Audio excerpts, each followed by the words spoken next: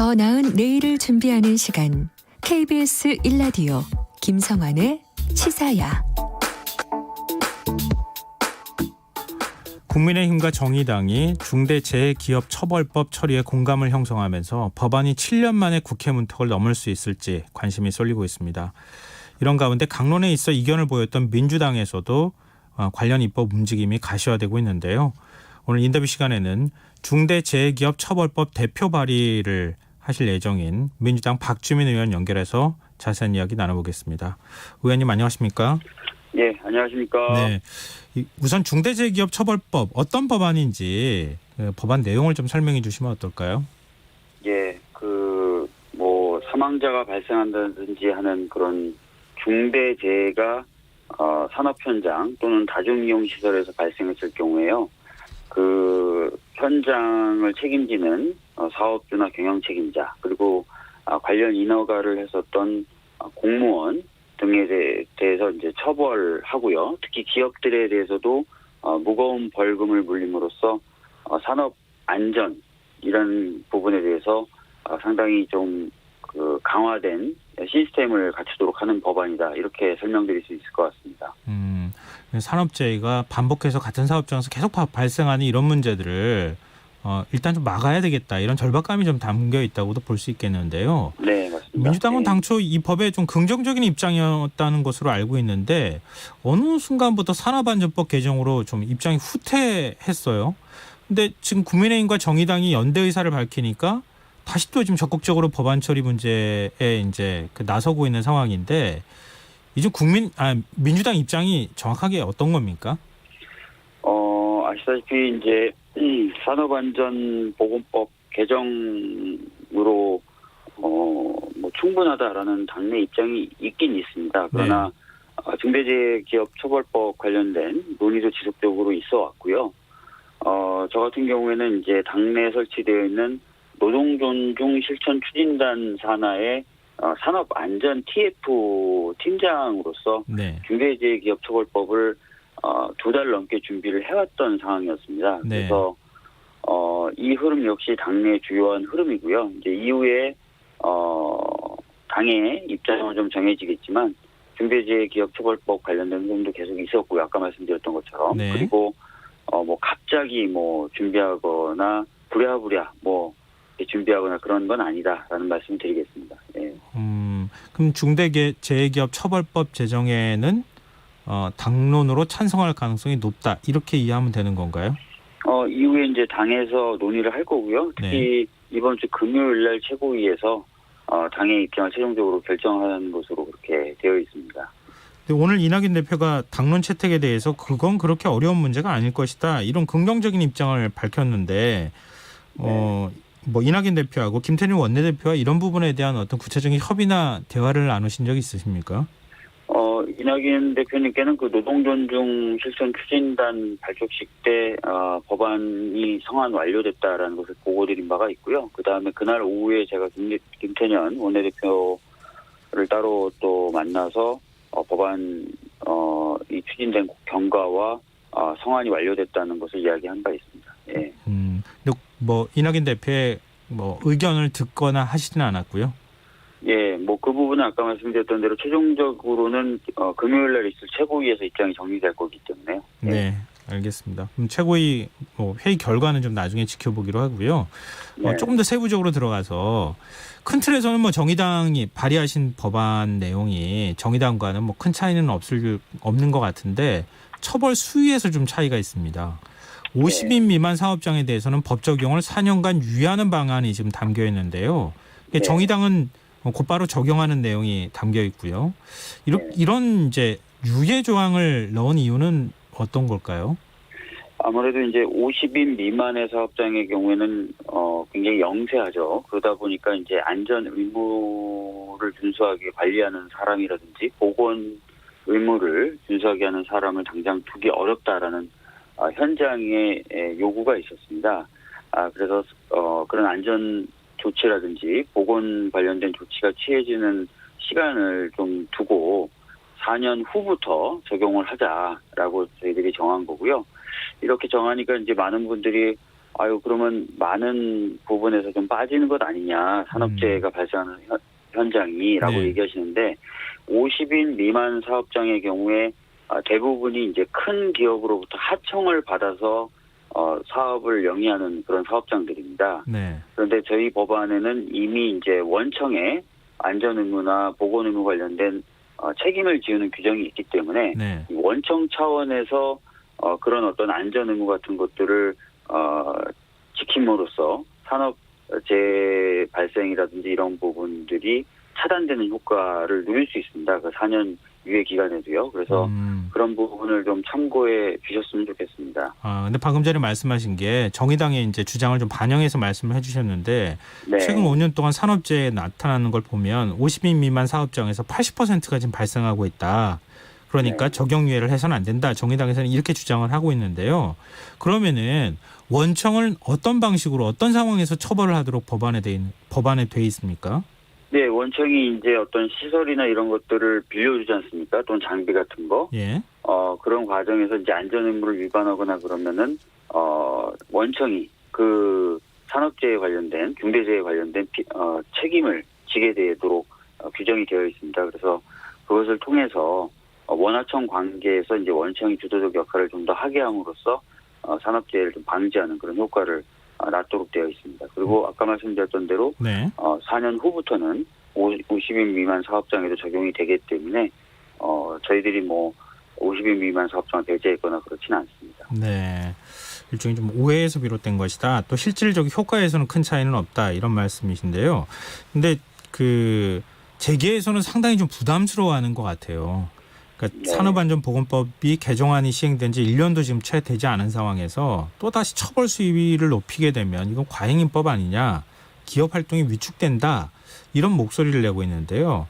이런 그 재계 반응 어떻게 보십니까? 예, 뭐 재계에서는 뭐 항상 그런 이야기를 해왔죠. 그런데 뭐 어제 김종인 국민의힘 비대위원장님이나 조영 원내대표님이 말씀하셨던 것처럼 한 해 2,000명 가까운 분들이 산업재해로 목숨을 잃고 있습니다.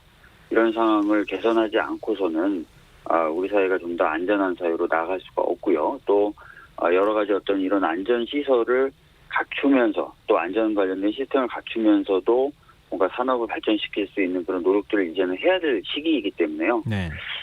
재계에서도 이 부분을 좀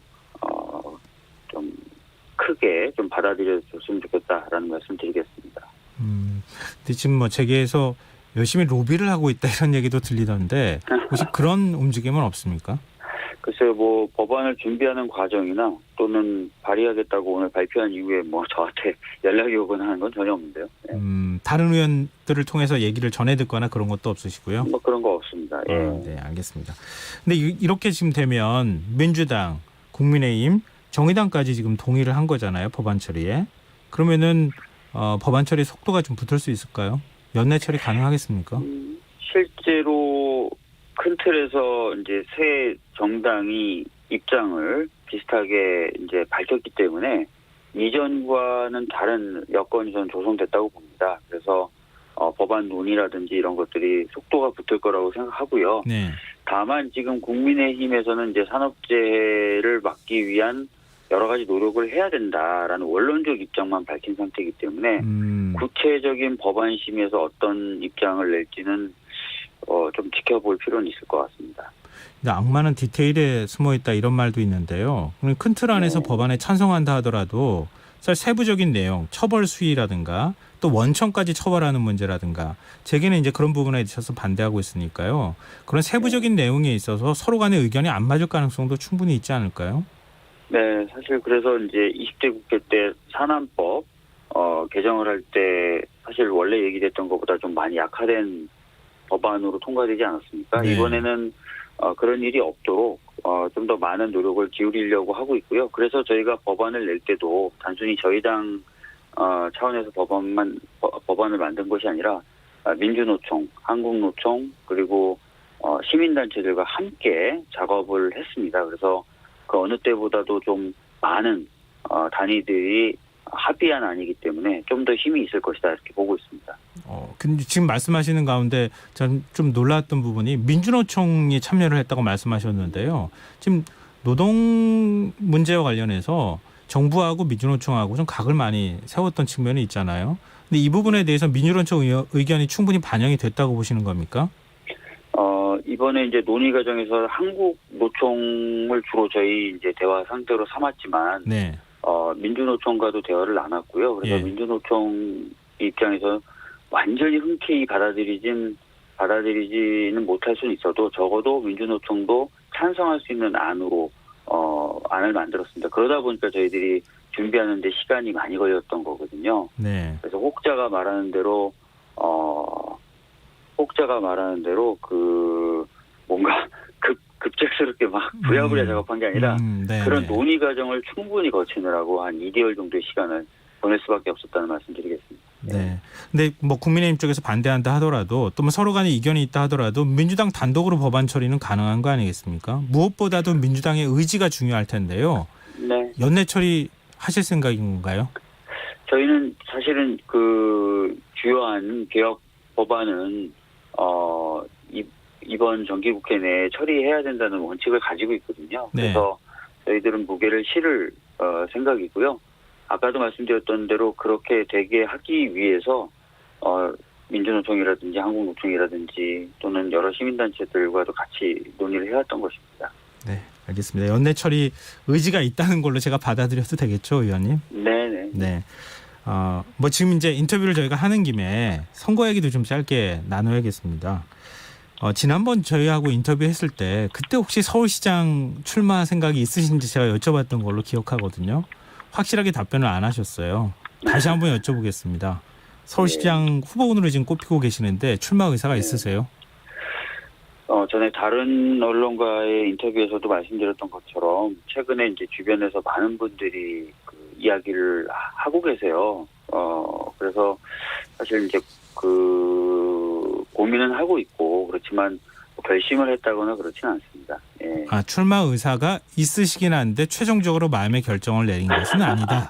이렇게 이해하면 될까요? 그렇게 정리하시면 좀 나가신 것 같고요. 예. 출마 여부에 대해서 그 고민을 열어놓고 하고 있다 정도로만 이해해 주시면 감사드리겠습니다. 예. 출마 가능성을 여전히 닫지 않고 열어두시겠다 이런 말씀이신데요. 네. 근데 서울시장 보궐선거, 뭐 부산시장 보궐선거도 마찬가지인데 민주당 당원당규 개정하는 문제 계속 그 비판을 좀 받고 있거든요. 이 부분에 네. 대해서 어떻게 생각하세요? 일단 처음에 개정한 게 전당원 투표 네. 문제가 한번 좀 시끄러웠었고 네. 그 다음에는 일종의 이제 선출직 공직자가 출마할 때 감점을 마이너스 10%에서 네. 25%로 만들었다가 지금 다시 또 출마 가능성을 열어두도록 바꾸는 거 아니겠습니까? 광역자치단체장의 경우에는 네. 어떻게 보세요? 우선 제가 이제 당대표 경선에 나갔을 때도 여러 차례 언론 인터뷰를 통해서 말씀드린 것처럼 후보를 내지 않는 것, 그럼으로써 책임지는 것하고 거의 한 1,500만에 가까운 유권자에게 선택의 기회를 드리고 그 선택을 받음으로써 책임을 지는 것하고 어떤 것이 더 책임을 지는 모습이냐에 대한 고민이 필요한 상황이었고요. 예. 그 상황에서 이제 당내의 여러 의견과 그다음에 전당원의 투표로 이제 후보를 그래도 내는 것이 책임을 지는 모습인 것 같다라고 결정이 됐기 때문에 저는 일단은 그 부분은 좀 나름대로 결정으로서 존중이 좀 돼야 된다고 생각을 하고요. 네. 그다음에 많은 분들이 저희들이 이제 후보를 내는 것 자체가 유리하니까 후보를 낸다라고 평가를 하시거나 또는 그런 것들을 전제하시는 것 같아요. 그런데 네. 사실 뭐 부산이나 서울이나 지금 더불어민주당에게 만만한 선거가 아닙니다. 네. 그렇기 때문에 꼭 유리함만을 따라서 결정한 것은 아니다라는 부분도 감안해 주셨으면 좋겠고요. 네. 그리고 선출직에 저희 같은 국회의원 같은 현역들이 이제 나갔을 때 불이익 주는 조항을 이제 삭제한 부분에 대해서 질문해 주셨는데 사실 이제 20대 국회 당시에 이 조항을 해석할 때 이런 어떤 재보궐선거에는 그 감점 조항이 적용되지 않는다라는 해석이 있은 적이 있습니다. 제 기억에는. 네네. 그래서 네. 아마 현역 중에 출마를 고민하시는 분들은 이 부분이 개정이 안 되더라도 적용은 안 될 것이다라고 알고 계셨던 것 같아요. 네. 그래서 그런 부분을 좀 명확히 한다는 차원에서 개정이 이루어진 것으로 알고 있습니다. 네, 알겠습니다. 오늘 말씀 여기까지 듣겠습니다. 말씀 고맙습니다. 예, 감사합니다. 네, 지금까지 민주당 박주민 의원이었습니다. KBS 라디오 김성환의 시사야 1부 순서는 여기서 마무리하겠습니다. 1부 끝곡으로 노래를 찾는 사람들의 사계 들려드리면서 전 11시 정각에 다시 찾아오겠습니다.